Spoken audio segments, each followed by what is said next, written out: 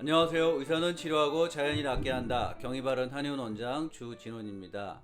어떤 연구에 의하면 공황장애는 이제 짧게는 한번 시작되면 이제 5, 6년, 길게는 뭐 12년, 13년 정도가 이제 지속되는 것으로 알려져 있기 때문에 공황장애는 상당히 유병 기간이 긴 것으로 알려져 있습니다. 그리고 제 영상에 이제 댓글을 달면서 질문을 하신 분들 중에는 공황장애가 20년 됐습니다. 이제 이런 분들도 계시기 때문에 공황장애를 우리가 치료한다라고 할 때 단순히 내가 가지고 있는 증상을 어떻게 해결할 것이냐 이런 것에서부터 이제는 공황장애를 얼만큼 재발을 막으면서 가능한 한 짧게 해결할 것이냐라고 하는 것이 이제 공황장애를 치료하는 데 있어서 굉장히 중요한 전략이 되겠는데요.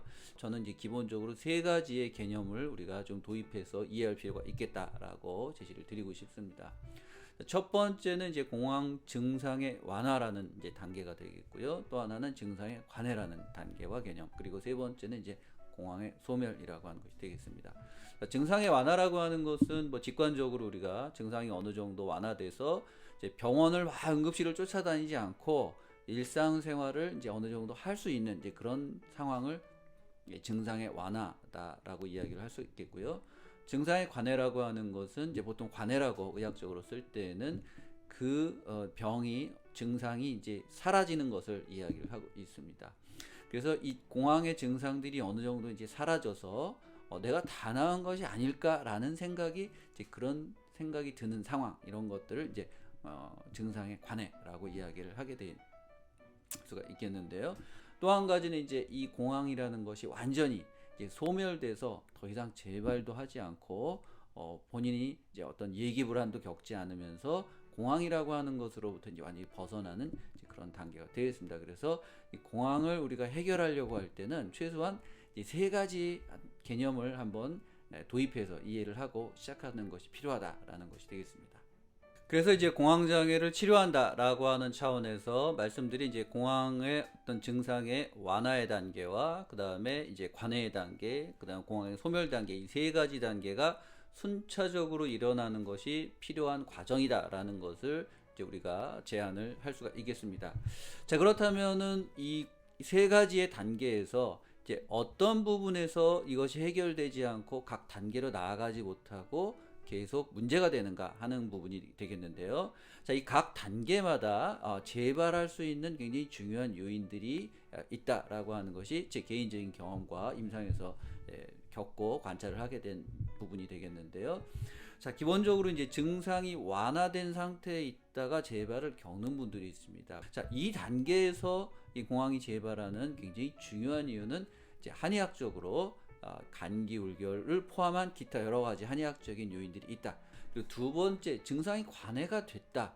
다시 겪게 되는 이제 이 굉장히 중요한 이유 중에 하나가 바로 우리의 머릿속에 공포 기억이 아직 남아있고 이것이 소거되지 않았기 때문이다라고 하는 것입니다.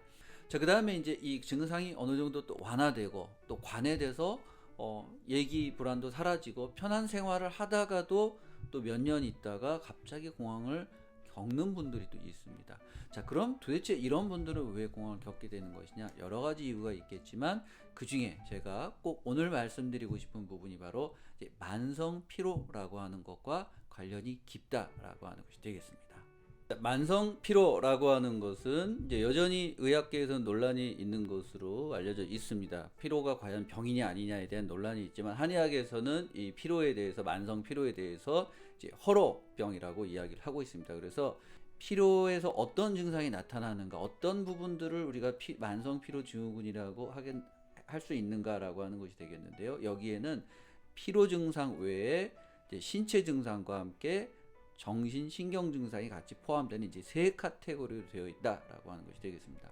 자, 기본적으로 먼저 피로 증상을 말씀드리면 이 피로를 느끼는 것이 이제 최소한 기간이 6개월 이상 지속되고 있고 이것이 잘 풀리지 않는다라는 것입니다. 사람은 이제 잘 먹고 쉬면 피로가 좀 풀려야 되는데 잘 먹고 쉬어도 10시간, 12시간을 자도 계속 피곤하고 힘들다라고 하는 것을 느끼게 되고요. 이 피로로 인해서 자기 자신이 해야 될 일들을 분명히 이전보다 잘 못 해내고 있다라고 이제 이야기를 할 수가 있겠고요.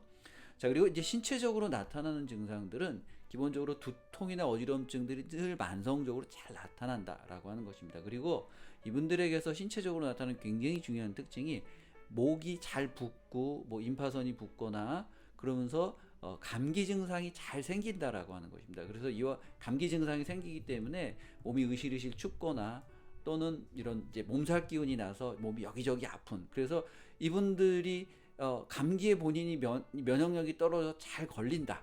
그래서 이제 자주 뭐 한 달에 한 번 이상 자꾸 병원을 가게 되는 거죠. 감기 때문에. 그런데 실제로 이분들이 이제 감기이기도 하지만 이제 만성 피로 증후군의 한 증상으로 이해될 수가 있습니다. 자, 그리고 또 이 만성 피로 증후군에서 나타난 굉장히 중요한 이제 신체 증상 중에 하나는 이 만성적인 소화불량이다라고 하는 것이 되겠습니다. 물론 식욕부진도 나타나게 되겠지만 식욕부진과 함께 소화가 잘 안 되는 현상들이 나타나고 또 때로는 과민성 대장증후군처럼 이제 설사나 변비가 나타나는 경우도 있습니다. 그래서 단편적으로 이런 소화장애나 대변 소변의 어떤 대변의 어떤 변화를 보면 뭐 만성 위장 장애라든가 이렇게 이제 이해를 할 수 있게 되겠죠. 자, 그리고 또 하나 이제 이 만성 피로 증후군에 나타나는 굉장히 중요한 증상이 바로 정신신경 증상이라고 하는 것이 되겠는데요.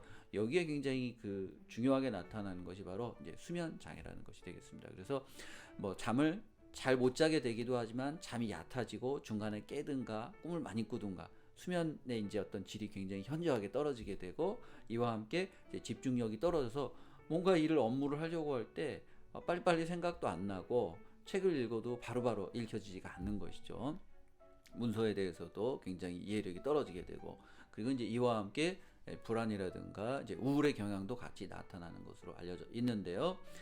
자, 이 우울과 관련돼서는 뭐 우울증이 뭐 생겼다 또는 어디 가서 뭐 막 어떤 위험한 행동을 하고 싶다 이런 경우도 있겠지만, 이 만성 피로 증후군에서 나타나는 이제 우울의 증상들은 기본적으로 의욕 저하, 흥미의 저하라고 하는 것이 되겠습니다. 그래서 어떤 그 맛을 봐도 실제로 맛 자체가 이렇게 미각이 떨어져서 맛있다고 느껴지지가 않고, 어떤 일을 하고 싶거나 뭐 사람을 만나고 싶거나 뭔가 재밌는 걸 봐도 이렇게 과거처럼 막 웃기거나 재밌게 느껴지지 않는다라고 하는 것이고, 이제 그 뭔가 이유를 알 수 없는 이제 막연한 어떤 불안감을 자꾸 느끼게 된다라고 하는 것입니다. 그래서 이 만성 피로 증후군과 이 불안 우울은 서로 굉장히 깊은 관련이 있다. 그 증상의 하나로서 표현되는 것이다라는 것이 되겠습니다. 그래서 현재까지 알려져 있는 이 만성 피로 증후군의 이 원인이 뭐냐라고 하는 것에 대해서 한 3가지 정도를 이제 제시를 하고 있는데요. 자, 첫 번째는 이제 그 어떤 감염과 관련이 있다라는 것입니다. 최근에 이제 우리가 코로나도 겪게 되고 이전에 10몇 년 전에 사스도 겪었는데요. 자, 이 코로나 겪으신 분들에게서 만성 피로를 느끼는 경우들을 우리는 이제 접할 수가 있죠. 물론 이전에도 사스라고 하는 병에서도 그런 보고들이 있고, 그래서 이 뭔가 중한 어떤 그 감염병을 겪고 나서 바이러스, 박테리아 등의 감염을 겪고 나서 이런 만성 피로 증후군이 생기는 경우들이 있다라고 하는 것이고요. 그리고 두 번째는 이제 이 스트레스가 굉장히 중요한 원인이 될 수 있다. 이 스트레스가 어떤 급격한 스트레스도 있지만 만성적으로 이제 지속되는 스트레스가 정서적인 면에서만 영향을 주는 것이 아니라 우리가 이것을 대응하는 과정에서 몸에서 많은 에너지를 소모하기 때문에 이 스트레스 자체가 우리 몸을 굉장히 소모시키는 중요한 이유가 되고 원인이 되고, 이것이 이제 결과적으로 만성 피로 증후군을 만들 수 있다라고 하는 것이 되겠고요.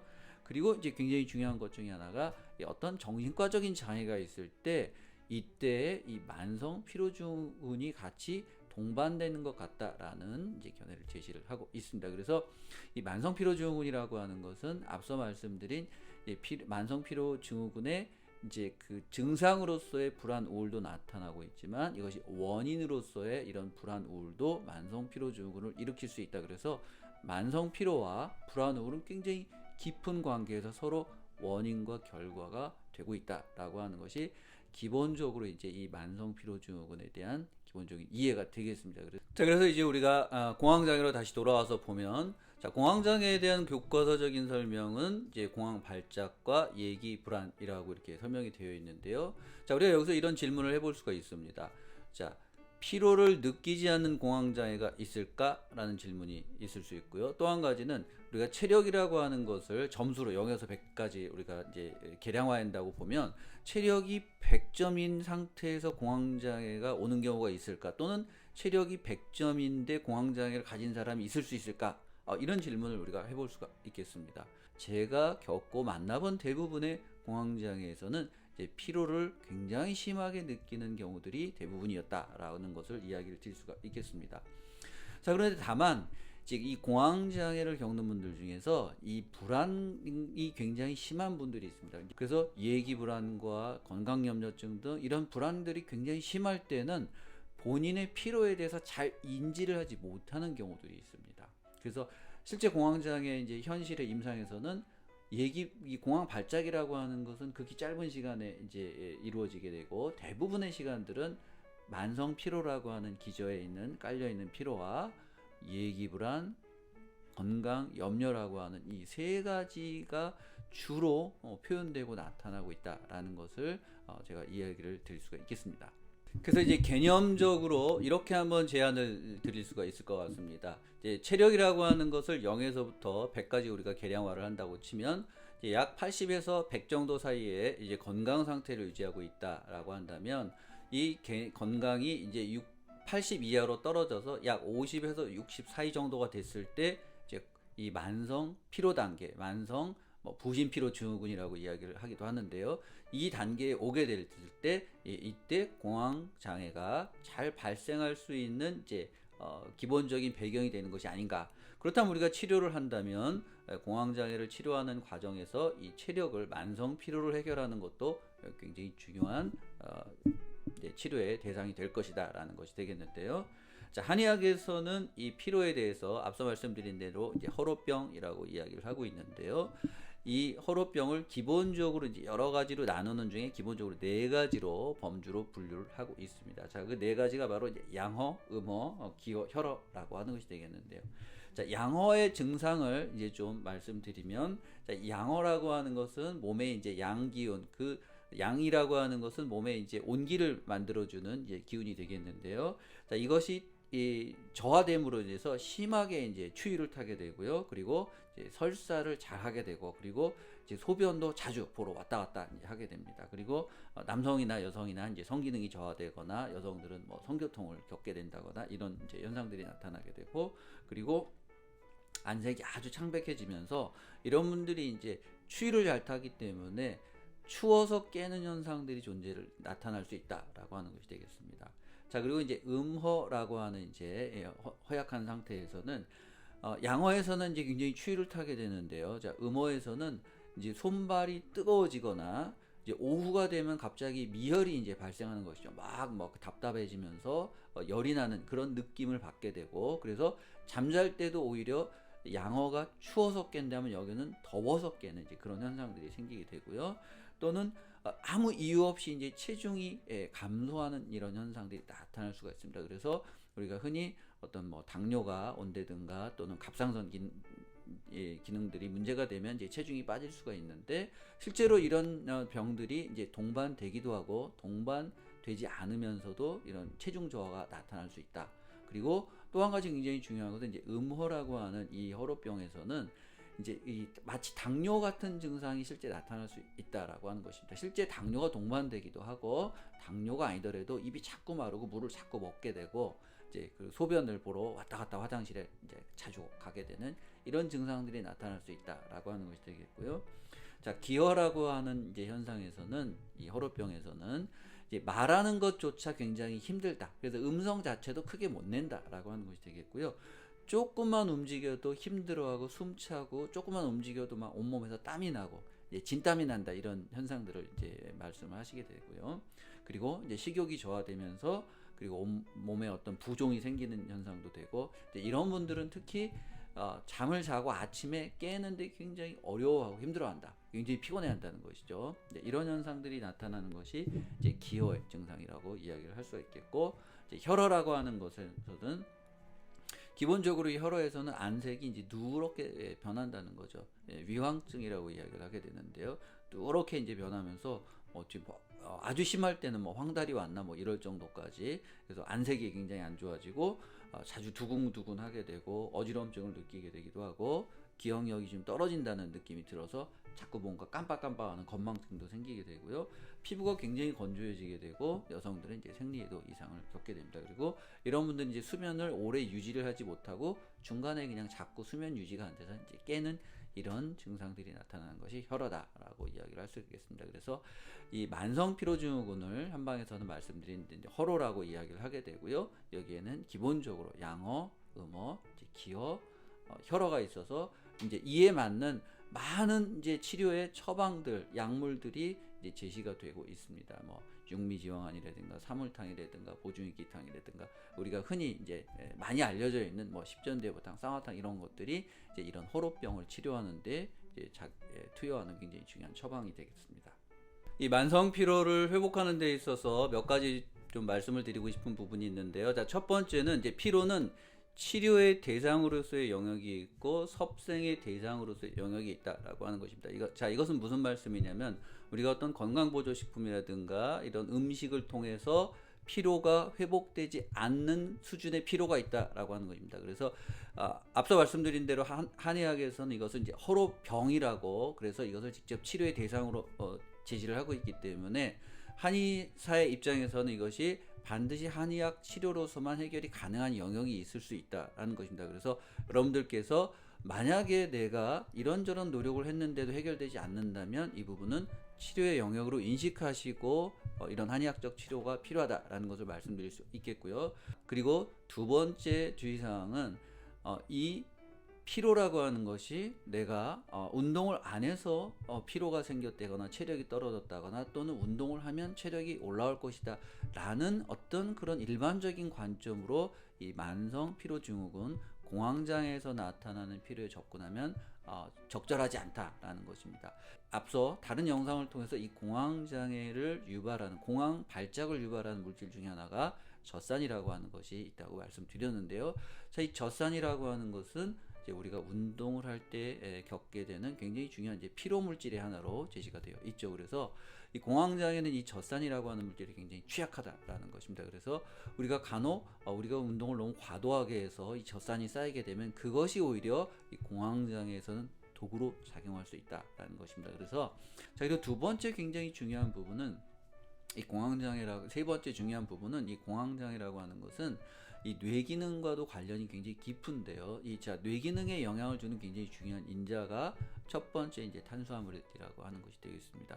이 공황장애 우리 환자분들 중에서 식사 때를 놓쳐서 허기가 지면 이 심장이 두근거리고 가슴이 답답해지는 이런 공황 증상을 겪는 분들이 생각보다 많다라는 것이 되겠고요. 이것이 나이가 드신 분들뿐만 아니라 젊은 사람들도 이런 현상을 겪고 있다라는 것입니다. 그래서 여러분들이 몇 끼를 드시는지 모르겠지만 하루 3끼의 식사를 탄수화물, 쌀 또는 밀가루 등 어떤 형태로든 곡류로서 섭취하는 것을 꼭 권장을 드리고 다만 과일의 형태로서 이것을 대체하지 않도록 하는 것을 꼭 권장드리고 싶습니다. 자, 그리고 이제 네 번째 중요한 것은 바로 수면 시간이 되겠습니다. 특히 공황장애를 치료하는 데 있어서는 제가 8시간 이상의 수면을 취하시는 것을 꼭 권장을 드립니다. 그래서 여러분들께서 이 공황과 만성 피로의 관계를 충분히 깊이 인지를 하시고 여러분들의 피로도 관리를 잘 해나가신다면 이 공황장애를 치료하는 데 있어서 분명히 도움이 되실 것이라고 생각을 합니다. 오늘 제가 준비한 정보가 여러분들에게 크게 도움이 되셨기를 바라겠습니다. 감사합니다.